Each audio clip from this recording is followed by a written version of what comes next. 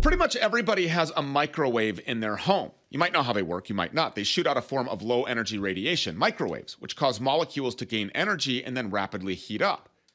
But here's the thing, there's no reason that those microwaves have to only be used for reheating food. They can be used in all kinds of ways, including to hurt people. For years, police and would-be tyrants have been developing their own heat rays. Microwave cannons that can force protesters to disperse by cooking them from the inside. They use them in Australia against anti-lockdown protesters, and you'd better believe that they'll use them here too. In fact, they considered using them in D.C. during the George Floyd riots. A supposed medical ailment called Havana syndrome, where U.S. spies and diplomats are coming down with mysterious illnesses, is thought by some to be caused by a similar microwave weapon. According to the CIA, always truthful, there's little to no evidence that any such attacks are being made by a foreign power, but what if they were being made by our own government? Amy Holem is the owner of Amy's Audio's subliminal acoustic fingerprinting. She specializes in digital forensics investigations and is on the board of directors for the Direct Energy Weapons Agency. She's also a U.S. Army veteran, specifically in the military police, who would deploy devices just like the weapons we just named. For this week's premium segment at stewpeters.com on Saturday, we sat down with Amy for nearly a half hour. Here's part of what she said. 4G and 5G and electromagnetic weapon systems has been used since 1932. So it's been over 80 years that they've had and been working on these different types of technologies. I have helped over 3,500 different victims on a global scale, over 2,500 within the US and over 1,200 in different other foreign countries. So how is this being deployed? And how are these people, whoever they are, so many questions, and who are these people and why and their targets and how do they decide and how is it deployed? I mean, just take the floor here. I'm very curious. Well, a lot of this has to deal with, depending on how they're decided, the DOD and the FBI have a list of people who have been chipped and implanted. So a lot of those lists goes down to using the fusion centers to local police officers to target and harass them and to use these different types of technologies. Most of them are deployed through either drones, planes, satellite systems that are actually connected to air-to-air missile defense systems or air-to-surface, air-to-ground, ground-to-ground vehicles that are used to attack the victims on a daily basis. So Isaac Cappy had said that he was a victim of a weapon like this. Later, obviously dead, very mysterious. We don't believe that he killed himself, jumped off the bridge. He was blowing the whistle on the satanic pedophilia cabal. Tom Hanks with a cryptic tweet about his death afterwards. We have these little ones coming out on Monday, August 1st. And obviously, you know, there's a lot of people that are not going to like what we're doing.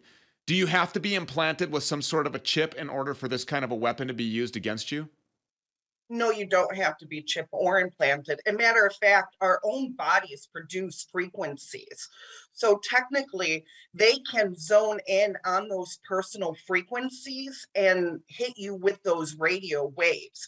A lot of this is being done through subcarrier waves and AM and FM broadcasting systems. So your cell towers, your radio towers, they're all used to attack you. Who has their finger on the trigger of this technology?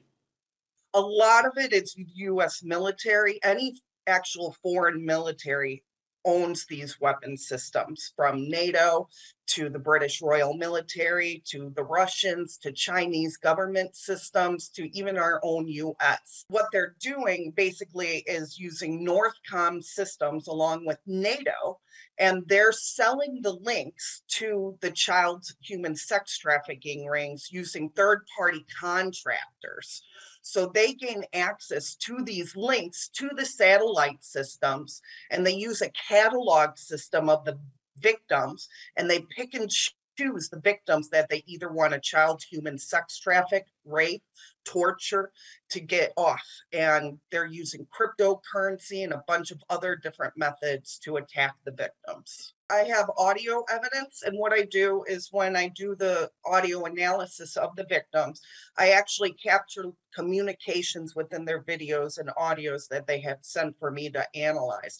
So I capture all the radio frequencies and telecommunications of these criminal network systems. I have created a patent to live stream and broadcast their communications. It's not released yet, but it will be, where people will be able to download it and will be able to track and trace and live stream and broadcast these criminals in real time.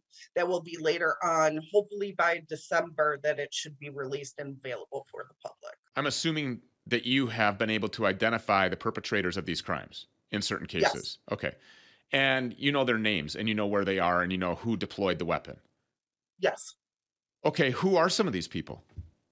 A lot of these are major elites. They are popular criminals. Right now, a lot of them are between the Biden administration and the Obama administration. Clintons are running 348,628 children in child human sex trafficking rings. They have to deal with companies and corporations like Starlink, Amazon, Synergy, Lumina, biotech, Pfizer companies are all involved with this too as well. There's different companies and corporations from NATO, U.S. Department of Energy. Wow, heavy stuff from a credible source. The entirety of that nearly half-hour conversation will air this Saturday at stewpeters.com. If you're not a premium member, make sure that you sign up. Again, stewpeters.com. Join the Stew Crew. You got to believe that a lot of that is real.